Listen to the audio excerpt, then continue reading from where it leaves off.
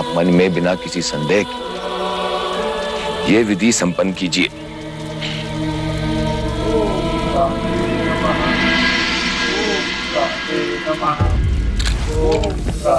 आयुष्मान भव।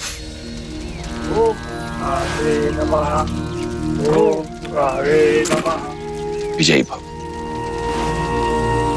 युवराज, अब इस आहुति को यज्ञ में डालिए। ओम राहवे नमः। ओम राहवे नमः। ओम राहवे नमः। ओम राहवे नमः। ओम राहवे नमः। ओम राहवे नमः। युवराज, ओम राहवे नमः। इसे स्पर्श कीजिए।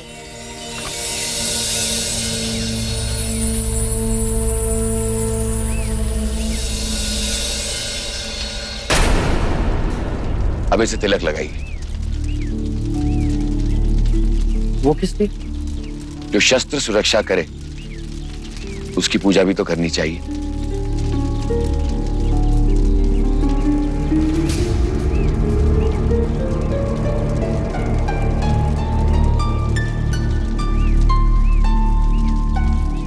अब आप इसे लीजिए, हवन कुंड के 5 फेरे लीजिए और बाहर आइए।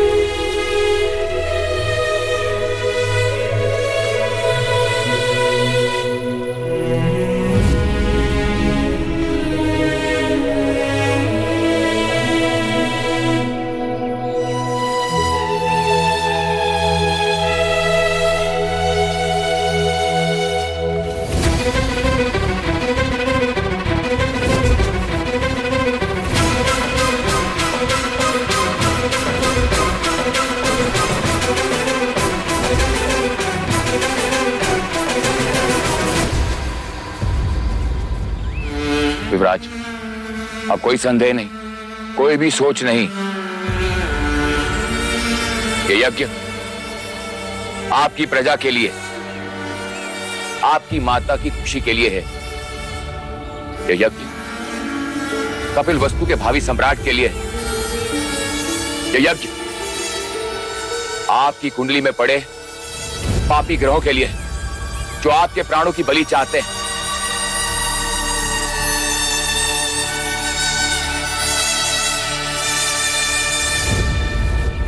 अब मेरे साथ बोलिए, अपने प्राणों की रक्षा हेतु, अपने प्राणों की रक्षा हेतु ये यज्ञ, ये यज्ञ, ये आहुति, ये आहुति, ये बलि स्वीकार करें। ये बलि स्वीकार करें। अब एक ही प्रहार से बलि का धड़ अलग करें। बोलिए, अभय माता की जय, अभय माता की जय, अभय माता की जय।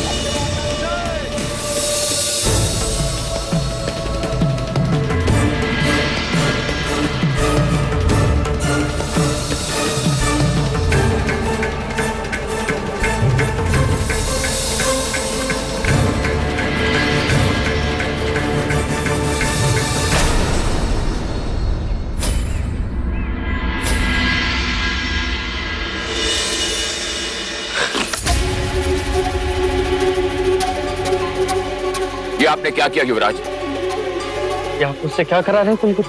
ये बलि पूजा है, आपको मां अभया को बलि चढ़ानी है। क्यों? किस लिए? इस बलि के बाद आपके सारे संकट समाप्त हो जाएंगे। अर्थात अपने प्राण बचाने एक निर्दोष मूक पशु के प्राण हर लूं? ये सुनकर भी धिक्कार आता है कुलगुरु। आपको सोचकर नहीं आता? युवराज, ये बलि आवश्यक है, शास्त्रों में लिखा है। पढ़ा है मैंने, जो शास्त्रों में लिखा है। कथित ईश्वर को प्रसन्न करने अपनी प्रिय वस्तु अर्पण करे और मनुष्य को अपने प्राणों से अधिक कुछ प्रिय नहीं। पर वो अपने प्राण नहीं दे सकता, इसीलिए इन मूक पशुओं की बलि चढ़ाता है। यदि आप ये बलि नहीं देंगे तो राजा अभितुनंद बलि देंगे। मैं उन्हें भी रोकूंगा। युवराज, तुम्हारे प्राणों से कपिल वस्तु का भविष्य जुड़ा है, इसलिए इस निर्दोष का भविष्य छीन लूं। यदि ये बलि नहीं चढ़ाई गई, मृत्यु योग प्रबल होगा। तो मैं अपनी मृत्यु से स्वयं लड़ूंगा, पर जो लड़ नहीं सकता उसे मरने नहीं दूंगा। आ, आ, आ। एक प्रश्न आपने किया था, अब एक प्रश्न मैं आपसे करता हूं। कपिल वस्तु से कितना स्नेह करते हैं आप? अपने प्राणों से भी अधिक।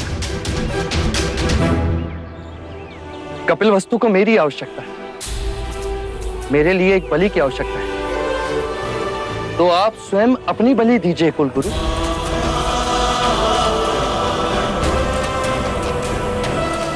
मेरे संकट भी टल जाएंगे और आपकी पूजा भी पूर्ण हो जाएगी। जो प्राण दे नहीं सकते वो प्राण ले भी नहीं सकते। आ आ आ आ आ आ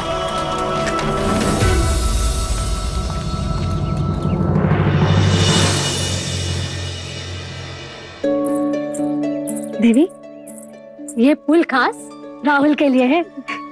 इन्हें मैं यहाँ पे इस खिड़की के पास रख देती हूँ, जिससे पूरे कमरे में इनकी सुगंध फैलती रहे।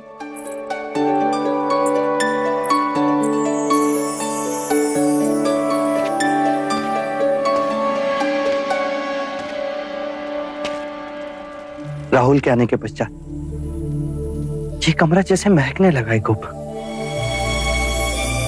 इसे भी मेरी तरह फूलों की महक बहुत पसंद है। लोशिका खास राहुल के लिए वाटिका से चुनकर फूल लाती है।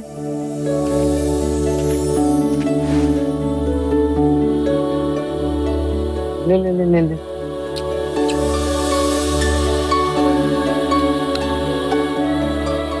आज आप बहुत प्रसन्न दिखाई दे रहे हैं।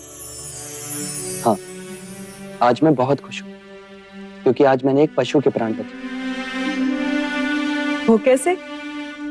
कुलगुरु वाचस्पति उसकी बलि देना चाहते थे। कहते हैं कि मेरे ग्रह विपरीत है, इसीलिए बलि देनी होगी। अब तुम ही बताओ गोपा, मेरे ग्रह विपरीत हो रहे, उस बेचारे प्राणी का क्या दोष? वो क्यों अपने प्राण गवाए? कहते हैं राहु दोष। और मैंने कहा कोई राहु मेरा कुछ नहीं बिगाड़ सकता जब तक मेरा ये राहुल मेरे साथ है। क्यों राहुल? फिर क्यों जा रहे हो उस राहुल को छोड़कर मगध देश?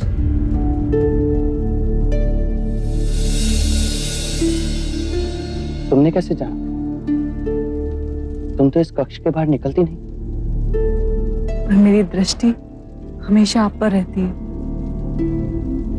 फिर तो तुम इस बात से भी ज्ञात होगी कि क्यों जा रहा हूं। क्या आपकी जगह कोई और नहीं जा सकता? इस समय मुझे और राहुल को आपकी बहुत आवश्यकता है। कुछ ही दिनों की तो बात है कुबा। अर्थात आपके लिए मगध जाना हम दोनों से भी अधिक महत्वपूर्ण है। मगध जाने से कपिल वस्तु सुरक्षित रहेगा, मगध से व्यापार बढ़ेगा तो लोग सुखी होंगे। मेरा जाना मेरे लिए नहीं, लोक कल्याण के हेतु है। पीड़ा हुई सुनकर हम दोनों की तुलना में लोक कल्याण अधिक आवश्यक है।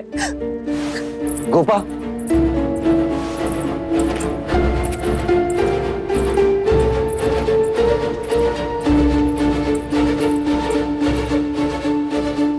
गोपा, मैं चाहता हूं तुम मेरी शक्ति बनो, मेरा बंधन नहीं।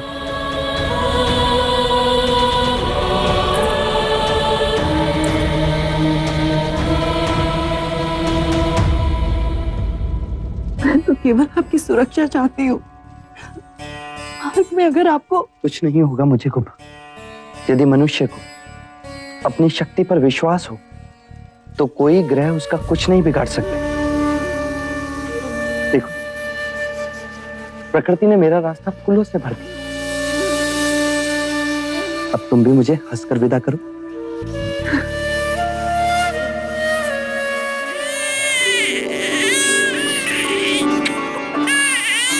अब इसे भी मनाना होगा।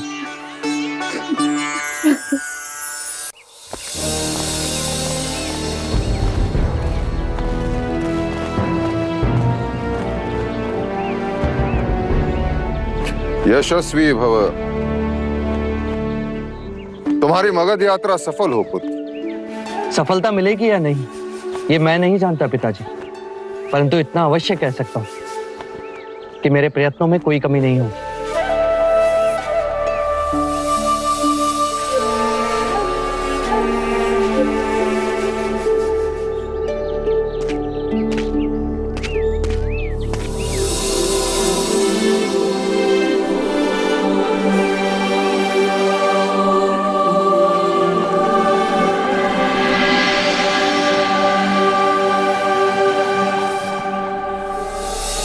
मगध के वासी लगना चाहिए तुम सब। ऐसा स्वंग रचो कि कोई पहचान ना पाए। लगना चाहिए कि किसी बारात ने पड़ाव डाला।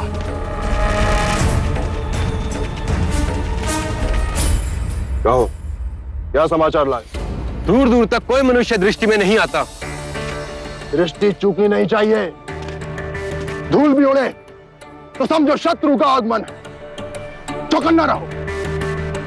और कोई पूछे तो कहना है। क्या कहना है सेनापति जी? कहना क्या है? मगध से कपिल वस्तु की तरफ जाना है। और इस घड़ी के बाद कोई भी कौशल नरेश की बात नहीं करेगा। पहरा बदलते रहो। चेहरे पर पथरीले रंग लगा दो। चट्टानों पे छुप जाओ। कुछ रास्ते के मार्ग में छुप जाओ। मार्ग के खड्डों में छुप जाओ। जाओ। अपनी सांसें भी संभाल कर लेना। हमारा सामना सिद्धार्थ से। चिंतित न हो सेनापति जी, जंगल के हर पत्ते पर हमारी दृष्टि है।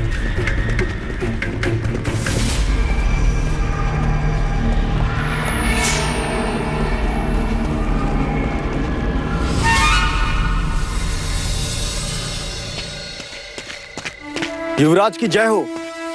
कौशल्य, क्या आगे मार्ग भय रहित है? नहीं महाराज, आगे कौशल नरेश प्रसन्नजीत के सेनापति बांदुल ने अपने सैनिकों के साथ पड़ाव डाला है और प्रतीत होता है कि युवराज सिद्धार्थ के लिए वो घात बिछाए बैठे हैं।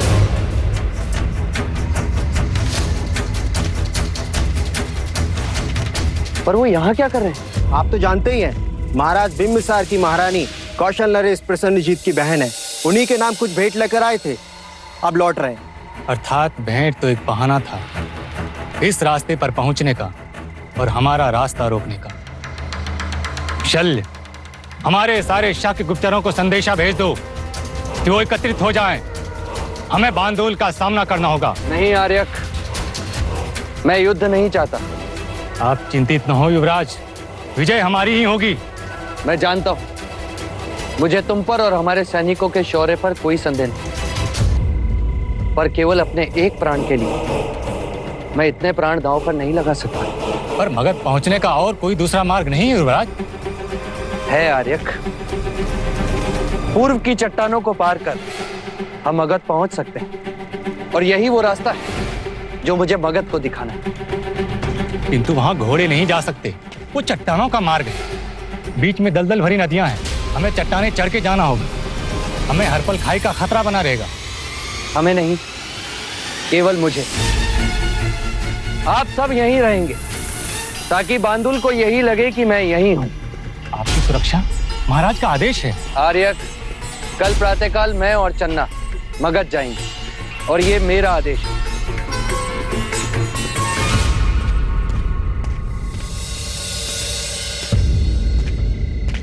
महाराज की जय हो। क्या समाचार है?